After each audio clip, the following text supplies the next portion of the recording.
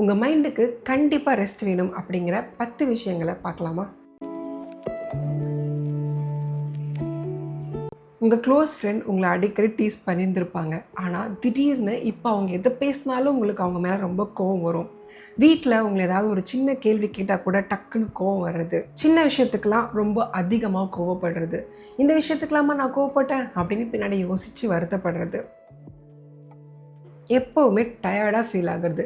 நைட்டெல்லாம் நல்லா தூங்குறேன், 8 மணி நேரம் நல்லா தூங்கினாலும் பகல்லையே எனக்கு தூக்கம் வருது. நான் தூங்கிக்கிட்டே இருக்கேன், பாடிக்கு ஃபுல் ரெஸ்ட் கொடுக்குறேன், ஆனால் கூட எனக்கு டயர்டாக ஃபீல் ஆகுது அப்படின்னு யோசிக்கலாம்.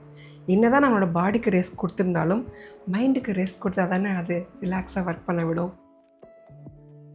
எதுலேயுமே இன்ட்ரெஸ்ட் இல்லாமல் இருக்கிறது, எதை பண்ணுறதுக்கு எந்த வேலை பண்ணாலும் சரி, உங்களுக்கு பிடிச்ச வேலை, நீங்கள் இதுக்கு முன்னாடி ரொம்ப ஜாலியாக என்ஜாய் பண்ணிகிட்ருக்கிற வேலையாக இருந்தாலும், ஏதாவது ஒரு ஆக்டிவிட்டியாக இருந்தாலும், அது எல்லாமே இப்போது எனக்கு பண்ண பிடிக்கல அப்படிங்கிற மாதிரி, இன்ட்ரெஸ்ட்டே எனக்கு வரமாட்டேங்குது அப்படிங்கிற மாதிரி ஃபீல் கொடுக்கறது. என்னதான் நம்ம பாடிக்கு ரெஸ்ட் கொடுத்து படுத்திருந்தாலும் நம்மளோட மைண்டு பின்னாடி ஓடிக்கிட்டே இருக்கும். நாளைக்கு என்ன பண்ணலாம், நம்மளோட ஃப்யூச்சர் என்ன ஆகும், நான் ஏன் இன்றைக்கி இதை இப்படி பண்ணிட்டேன், அவங்க ஏன் நான் போன வாரம் அந்த மாதிரி ஒரு வார்த்தை சொன்னாங்க, அதுக்கு இதுவாக காரணம் இருக்கும் அப்படின்னு எதையாவது ஒன்று யோசிச்சுக்கிட்டே இருக்கும். நம்ம ரிலாக்ஸாக தான் படுத்துட்ருப்போம், நம்ம நினச்சிக்கிட்டு இருப்போம் நான் என்னோடய பாடிக்கு ரெஸ்ட் கொடுக்குறேன், நான் ரெஸ்ட் எடுத்துகிட்ருக்கேன் அப்படின்னு நினச்சிட்ருப்போம்.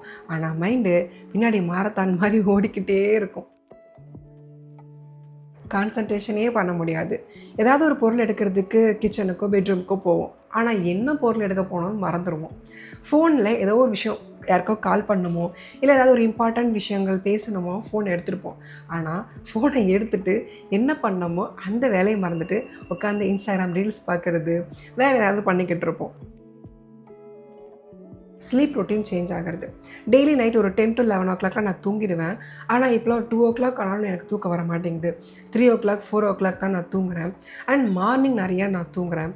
இல்லை எனக்கு ரொம்ப ஸ்லீப் டைம் கம்மி ஆகிடுச்சு, இல்லை என்னோடய ஸ்லீப் டைம் ரொம்ப ஜாஸ்தி ஆகிடுச்சு அப்படின்னு உங்களோட ஸ்லீப் பேட்டர்னில் ஏதாவது ஒரு சேஞ்ச் இருக்குது அப்படின்னாலும் மைண்டுக்கு கண்டிப்பாக ரெஸ்ட் இல்லை அப்படின்னு அர்த்தம்.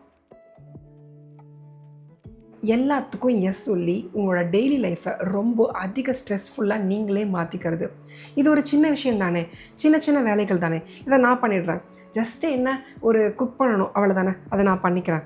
ஜஸ்ட்டு என்ன, இந்த வேலையை முடிக்கணும் அதானே நான் பண்ணிக்கிறேன் அப்படின்னு எல்லா வேலையும் தூக்கி தூக்கி உங்கள் வேலையை போட்டுக்குவீங்க.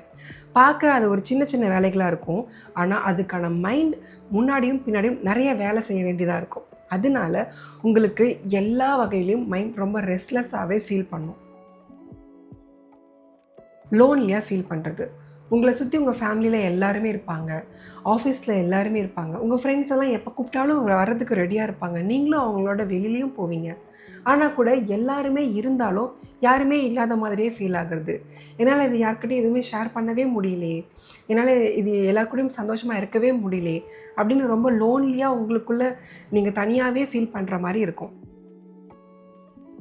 முன்னாடி மாதிரி நான் இல்லை அப்படின்னு நீங்களே ஃபீல் பண்ணுறது. மற்றவங்க நம்மக்கிட்ட அதை அதிகமாக சொல்லியிருப்பாங்க. நீ ஃபஸ்ட் மாதிரிலாம் இல்லை, ஒழுங்காக பேச மாட்ற, அது இதுன்னு நிறைய நம்மக்கிட்ட நீ ஃபஸ்ட் மாதிரி இல்லைன்னு சொல்லியிருப்பாங்க. ஆனால் நாமளே நம்ம ஃபஸ்ட்டு மாதிரி இல்லையோ அப்படின்னு யோசிக்க ஆரம்பிக்கிறது. நான் முன்னாடி ரொம்ப எனர்ஜெட்டிக்காக இருப்பேனே, இப்போ எனக்கு அப்படி இருக்க மாட்டேங்கிறேன். என்னால் முன்னாடி ரொம்ப ஈஸியாக ஒருத்தவங்கக்கிட்ட கம்யூனிகேட் பண்ண முடியும், பட் என்னால் இப்போ அதை பண்ண முடியல. என்னால் நல்லா தூங்க முடியும், இப்போ என்னால் தூங்க முடியல. இந்த மாதிரி முன்னாடி நான் இப்படி இல்லையே அப்படிங்கிற விஷயங்கள் உங்களுக்கே தோண ஆரம்பிக்கிறது. இதான் ரொம்ப முக்கியமான விஷயம். உங்களோட மைண்டு உடல் வழியாக ஃபிசிக்கலி உங்ககிட்ட கம்யூனிகேட் பண்ண ட்ரை பண்ணும். நான் முன்னாடி சொன்ன விஷயங்கள் எல்லாமே உங்கள் மைண்டு நான் சரியில்லைப்பா, எனக்கு ஏதோ பிரச்சனை இருக்குது, இல்லை எனக்கு ரெஸ்ட்டு வேணும் அப்படின்னு உங்ககிட்ட வேறு விஷயங்கள் மூலமாக கம்யூனிகேட் பண்ண ட்ரை பண்ணும். அதையெல்லாம் நீங்கள் கண்டுக்காமல் திருப்பி திருப்பி போட்டு அதை அடிச்சுக்கிட்டே இருக்கீங்க அப்படிங்கும்போது ஃபிசிக்கலி அது உங்ககிட்ட பேச ஆரம்பிக்கும். ஹெட்டேக் கொடுக்கறது, பேக் பெயின் கொடுக்கறது, ஸ்லீப் ரொட்டீன் டிஸ்டர்ப் ஆகிறதுனால டைஜஷன் இஷ்யூஸ், இந்த மாதிரி நிறைய விஷயங்கள் உங்ககிட்ட பாடி வழியாக அது கம்யூனிகேட் பண்ண ஆரம்பிக்கும். முதல்ல டெய்லி அட்லீஸ்ட் ஒரு 10 to 15 minutes ஆகுது உங்களுக்கான மீ டைம், உங்களுக்கான ஒரு பிரேக் டைம் கொடுங்க. வாரத்தில் ஒரு 1 hour உங்களுக்கு பிடிச்ச, உங்களுக்கு எந்த ஸ்ட்ரெஸ்ஸும் கொடுக்காத விஷயங்களை பண்ணுங்கள். உங்கள் மைண்டை ரொம்ப டிஸ்டர்ப் பண்ணிகிட்ருக்க விஷயங்களை மனசை விட்டு யார்கிட்டையாவது பேசுங்க.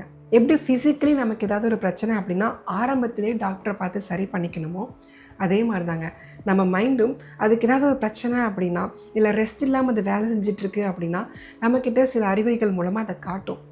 அதை நம்ம புரிஞ்சுக்கிட்டு கொஞ்சம் ரெஸ்ட் கொடுக்கணும் அதுக்கு. என்னதான் என்னோடய மைண்டுக்கு நான் ரெஸ்ட் கொடுத்தாலும் சில விஷயங்களை, சில பிரச்சனைகளை என்னால் ஹேண்டில் பண்ணவே முடியல. அப்பவும் நான் ஓவர் திங்கிங் பண்ணிகிட்ருக்கேன். அப்பவும் என்னோடய ஸ்லீப் டிஸ்டர்ப் ஆகுது. இந்த மாதிரி விஷயங்கள்லாம் இருக்கும்போது கண்டிப்பாக நம்மளோட ஒரு ப்ரொஃபஷ்னல் ஹெல்ப் எடுத்துக்கலாம். ஒரு கவுன்சிலிங் போகிறதோ, ஒரு தெரப்பி போகிறதோ, கண்டிப்பாக நம்மளோட பாடிக்கு எவ்வளோ அது முக்கியமோ அதே மாதிரி நம்ம மைண்டுக்கும் இந்த மாதிரியான விஷயங்கள் ரொம்ப ரொம்ப முக்கியம். இந்த வீடியோ பார்த்துட்ருக்க எல்லாரும் இந்த வாரம் உங்களுக்காக உங்கள் மீ டைமில் என்ன பண்ண போகிறீங்க அப்படிங்கிறத கமெண்ட் பண்ணுங்கள். நெக்ஸ்ட் வீக் கண்டிப்பாக நான் ஃபாலோ பண்ணுவேன்.